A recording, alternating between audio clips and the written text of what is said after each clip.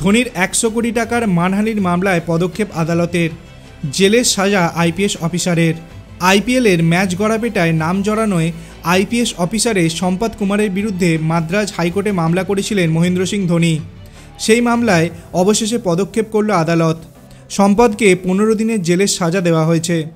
বিচারপতি S S সুন্দর ও বিচারপতি সুন্দর মোহনের বেঞ্চ এই নির্দেশ দিয়েছেন। ধোনির আইনজীবী আবেদন করেছিলেন সম্পদের 30 দিনের জেলের সাজা দেওয়া হোক।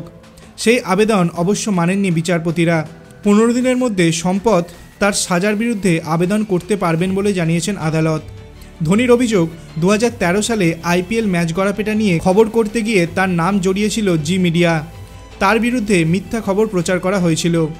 অভিযোগ তুলে সাংবাদিক সুধীর চৌধুরী ও আইপিএস অফিসার সম্পদ কুমারের বিরুদ্ধে মাদ্রাজ হাইকোর্টে 100 কোটি টাকার মানহানির মামলা করেছিলেন তিনি।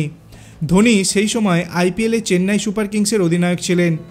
সিএসকের বিরুদ্ধে ম্যাচ গড়াপেটার অভিযোগ উঠেছিল। সম্পদ ছিলেন তদন্তকারী অফিসার।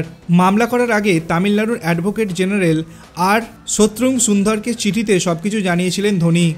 তিনি ধোনির আবেদন মেনে নিয়ে তাকে মামলা করার অনুমতি দিয়েছিলেন। তিনিও ধোনির সঙ্গে একমত যে বিচারাধীন বিষয়ে মুখ খুলে আদালত অবমাননা করেছিলেন সম্পদ। 2013-14 সালে আইপিএলে হঠাৎ করেই ম্যাচ গড়াপেটার কথা জানা যায়।